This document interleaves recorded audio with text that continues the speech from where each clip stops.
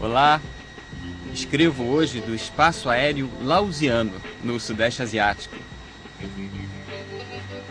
Estou próximo da Tailândia, do Camboja, do Vietnã. Daqui a pouco o avião vai aterrissar e estarei em solo firme laosiano.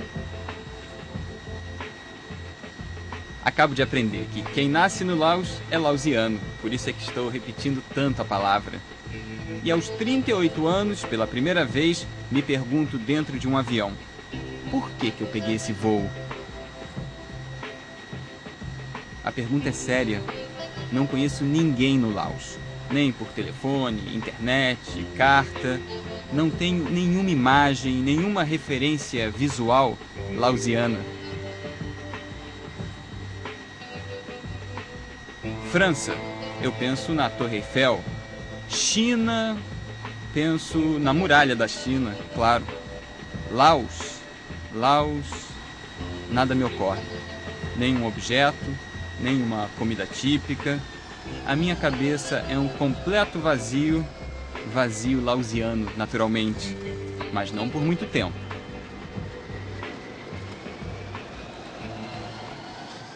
Essa viagem ao Laos foi em março de 2003.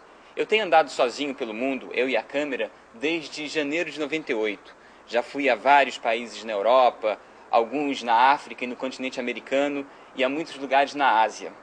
Nunca, em tempo algum, eu tinha desembarcado praticamente sem informação. Na verdade, nunca tinha tido coragem de passar por essa experiência até o dia em que cheguei a um país desconhecido para mim, chamado Laos.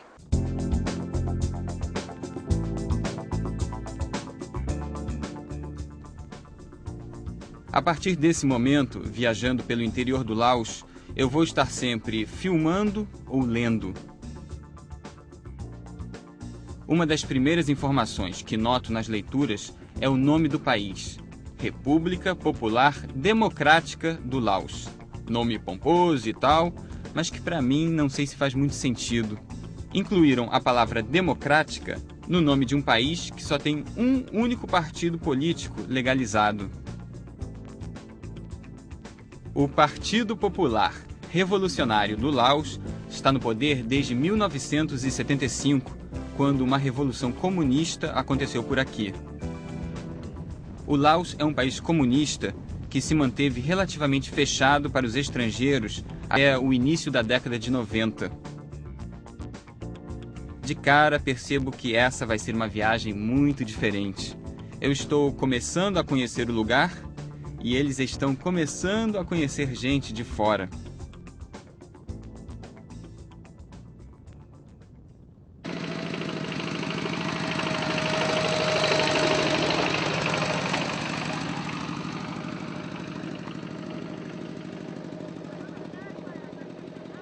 O primeiro laosiano a fazer parte dessa história é o Pucan.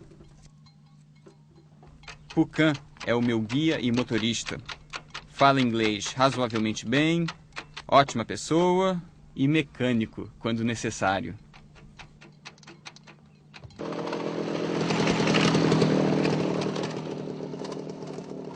O Pucan tinha dito que esse Jeep de fabricação russa é perfeito para as estradas bem precárias do Laos.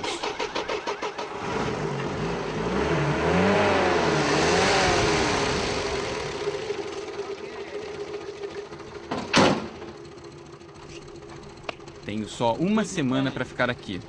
Yeah. Okay, let's go. E para falar a verdade, ainda nem sei direito aonde estou indo. Sei que a gente está se afastando de Vientiane, a capital do Laos. Da população de quase 6 milhões de pessoas, 76% vivem no campo. Quer dizer, 4 milhões e meio de laosianos estão espalhados pelo interior. E eu tenho a confortável sensação de que estou indo na direção certa.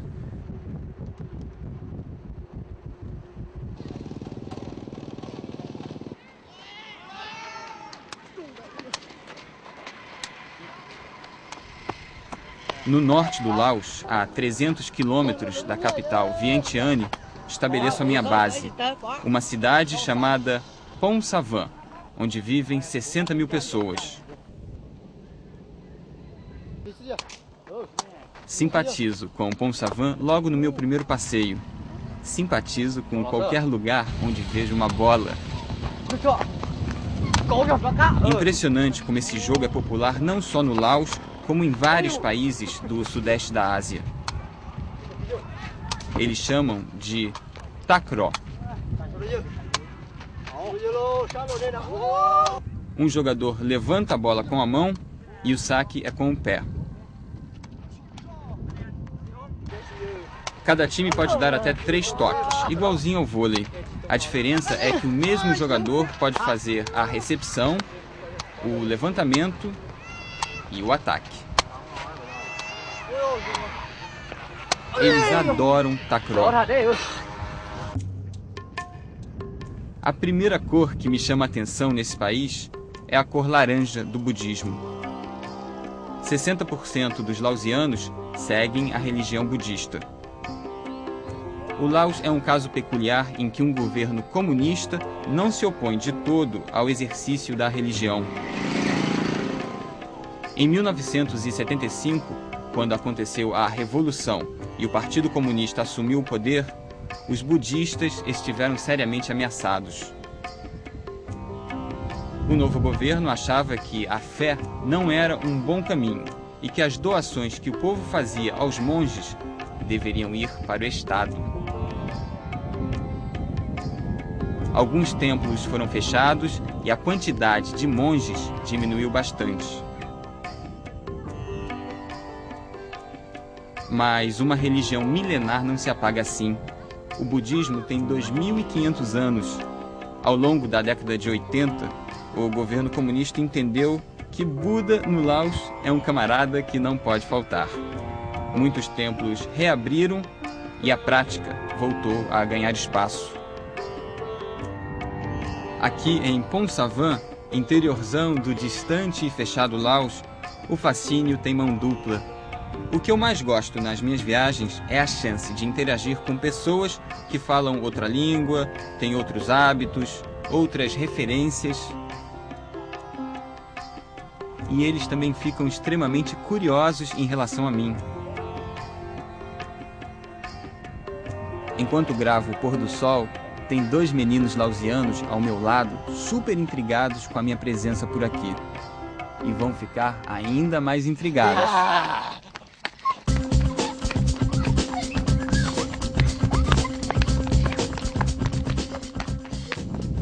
O segundo menino foge montanha abaixo. Logo depois, um momento histórico na minha vida. Eu, que até bem pouco tempo estava completamente perdido, vou travar o meu primeiro diálogo na língua lausiana, que é o idioma oficial do país. Mani. Mani. Mani. Eu disse diálogo, né? Na verdade, foi só um monólogo, muito breve. Mani. Eles entenderam. Mani, mani. Era brincadeira. Era brincadeira. Tell them it was a joke. Peço ao guia para acalmar os meninos. I was just playing. Mas não resisto à tentação de me transformar de novo no desconhecido monstro estrangeiro.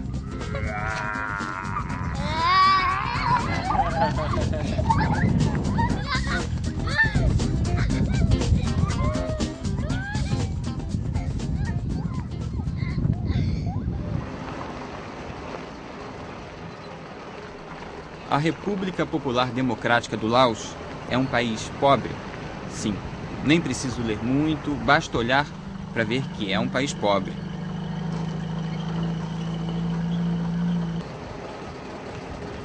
Com alguns problemas sérios?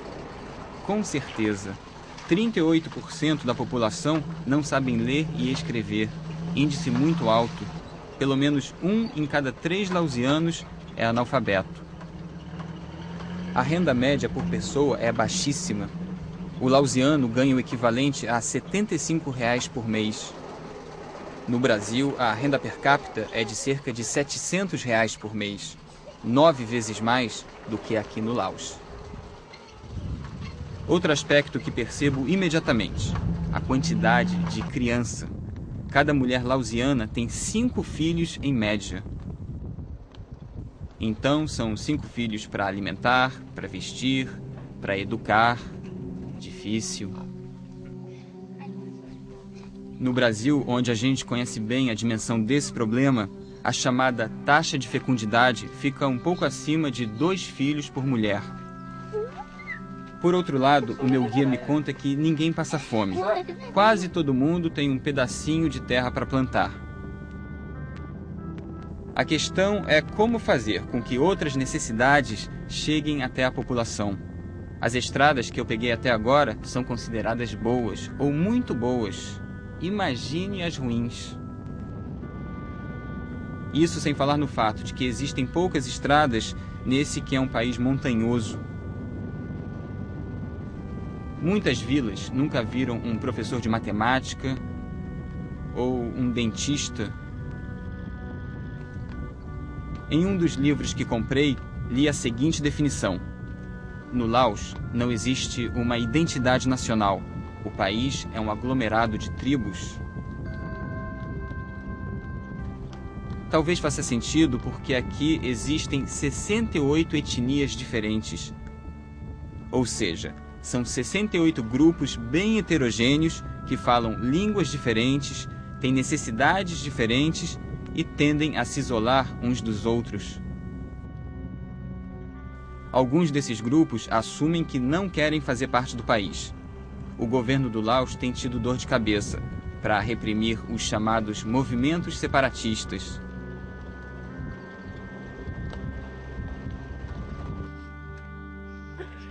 Aqui praticamente não existe o risco de um assalto, por exemplo.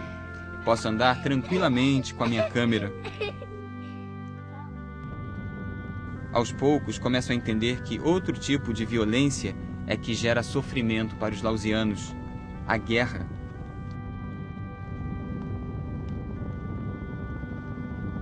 Os eventuais conflitos com os movimentos separatistas representam muito pouco, hoje em dia, se comparados ao passado de guerra no Laos. No próximo bloco, a gente vai ver como as bombas e os mísseis jogados sobre o Laos ainda fazem parte do cotidiano das pessoas.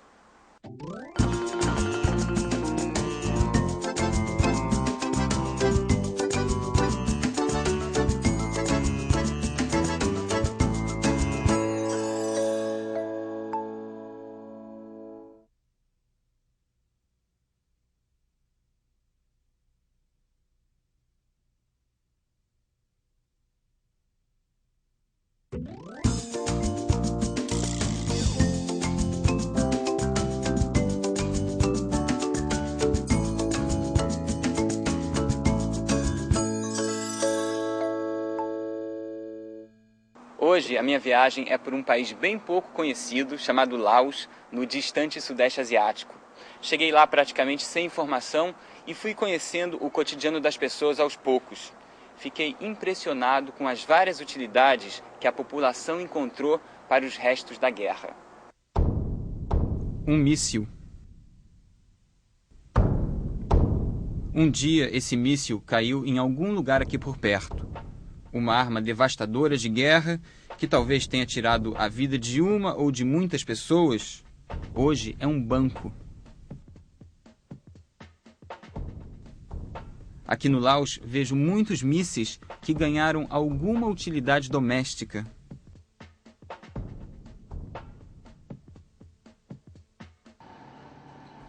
As bombas que caíram sobre o Laos são usadas de várias maneiras. Esse é considerado o país mais bombardeado do mundo. Fico boquiaberto quando leio essa informação em um livro.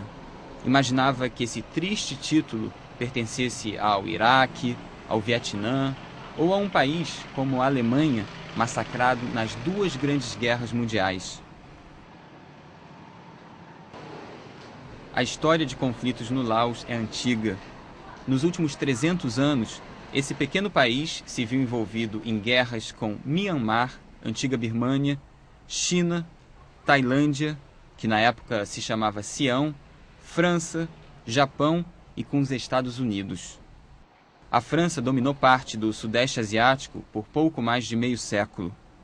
Em 1887, os franceses criaram uma colônia conhecida como Indochina.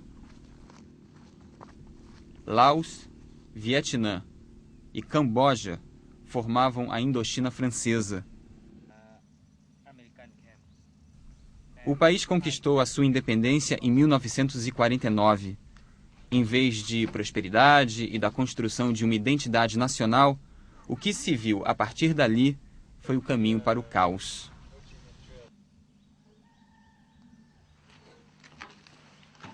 A Guerra do Vietnã, nos anos 60 e 70, devastou também o vizinho Laos.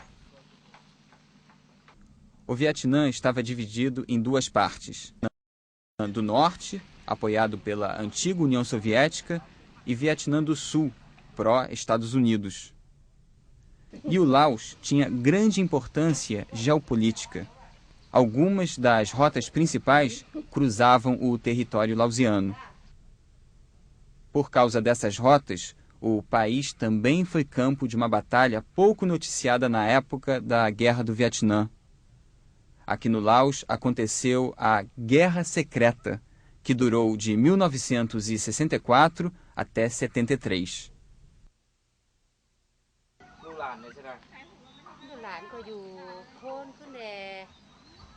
Nessa guerra super camuflada, os inimigos constantemente se enfrentavam com roupas de civil. Os norte-americanos sequer mencionavam a palavra Laos. A guerra era realmente secreta e por isso pouco se falou a respeito.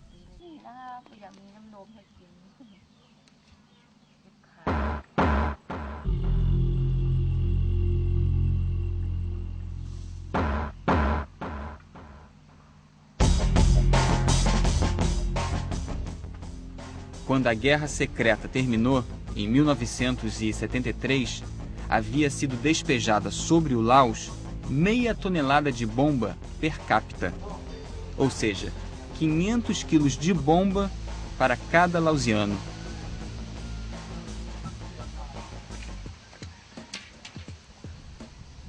Naqueles 9 anos, estima-se que tenha caído uma bomba a cada 8 minutos em algum canto do Laos. Juro que quando li esses números pela primeira vez, não acreditei.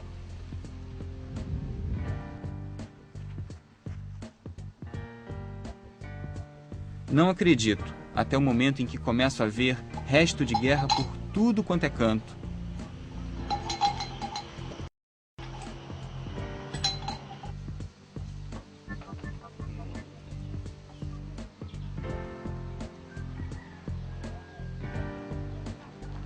A base de muitas casas no interior é sustentada pelo que sobrou das bombas. Essa é uma maneira de evitar que a água entre na casa no período das chuvas.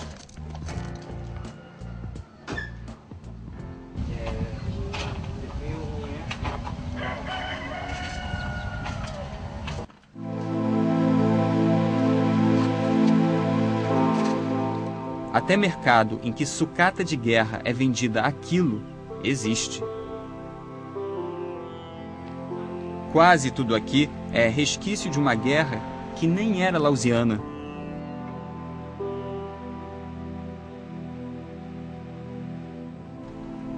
Phucan, o meu guia, compra alguns cartuchos sem bala para decorar a pousada que está montando. Ele tem 28 anos. Nasceu em 1975, ano em que os Estados Unidos estavam deixando o Vietnã derrotados pelos Vietcongs. 5 kilograms? Yeah. But it's too clean before. Phucan me leva até a casa de um amigo dele, camponês, que viveu aquela época. Na manga do uniforme militar, uma bandeira do Laos.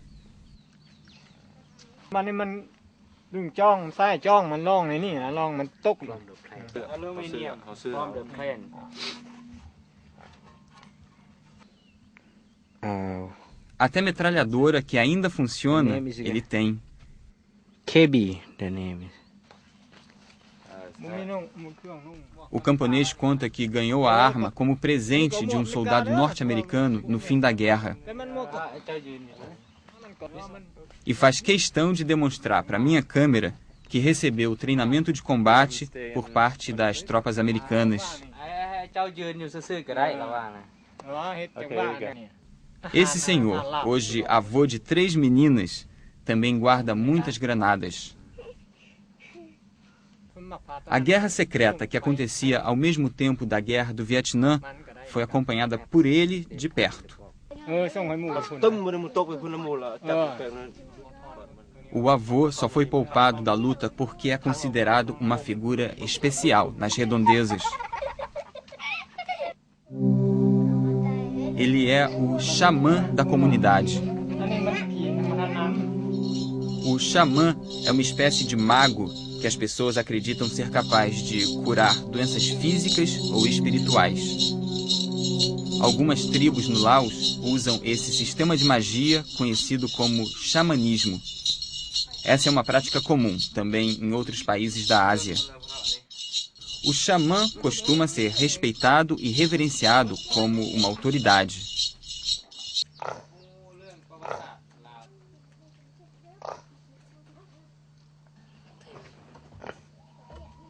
De todos os lugares nessas minhas primeiras andanças pelo Laos, nenhum é tão importante para o meu guia, o Phu-kan, quanto a caverna chamada Tam Piu.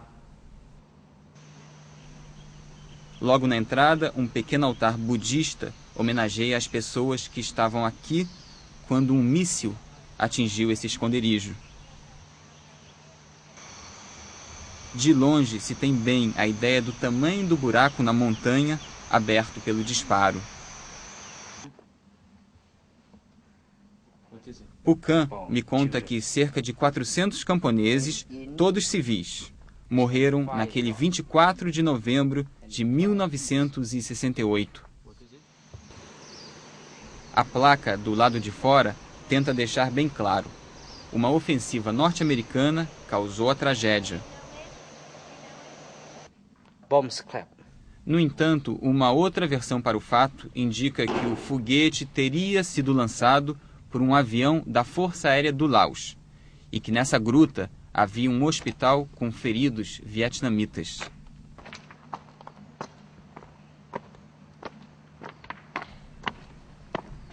Agora sim, começo a entender a importância que o meu guia atribui a essa caverna. Ela é a essência da tal guerra secreta. Não se sabia direito quem estava atirando, nem quem era o alvo. What is this? Penicillin. Medicine? Yeah, medicine.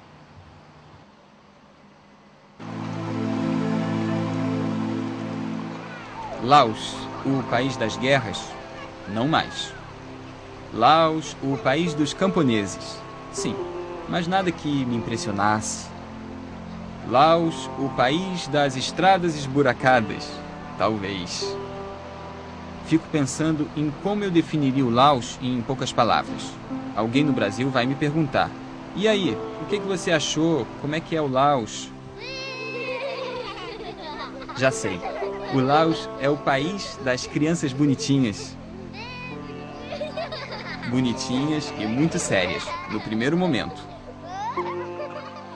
Mas que sempre, misteriosamente, acabam dando um belo sorriso de presente no fim. Sempre que eu viajo, um amigo meu daqui do Brasil me pede para trazer uma camisa de futebol de presente. Pode ser de um time local ou da seleção do país. Uma tarde aluguei uma motocicleta lá em Vientiane, capital do Laos, e à base de mímica, porque pouquíssima gente fala inglês, acabei achando a única loja de material esportivo da cidade. Havia uma camisa da seleção inglesa, uma camisa do Liverpool, time de futebol da Inglaterra, e só. Desisti, peguei a moto de novo, Estava voltando para os meus estudos no hotel quando vi um estádio de futebol. Parei e fui recebido por um funcionário da Federação Laosiana de Futebol, que naturalmente não falava inglês. Eu disse Brasil e quando ele ouviu essa palavra, abriu um sorriso desse tamanho, correu para uma salinha e voltou com algo na mão para mim. Era uma camisa oficial da seleção de futebol do Laos que ele tinha usado no fim da década de 80. Ele tinha sido jogador de futebol, né? Fiz um gesto do tipo, espera aí que eu volto já, corri de novo para minha moto, fui pro hotel, busquei uma camisa número 9 do Ronaldinho, da seleção brasileira, e entreguei a ele, que ficou pasmo, né? Mal pôde acreditar no presente. Eu adoro jogar futebol e essa foi a primeira e única experiência na minha vida de troca de camisa. E o meu amigo, claro, aqui no Brasil, ficou boquiaberto com a relíquia que recebeu. Uma camisa oficial da seleção de futebol do Laos.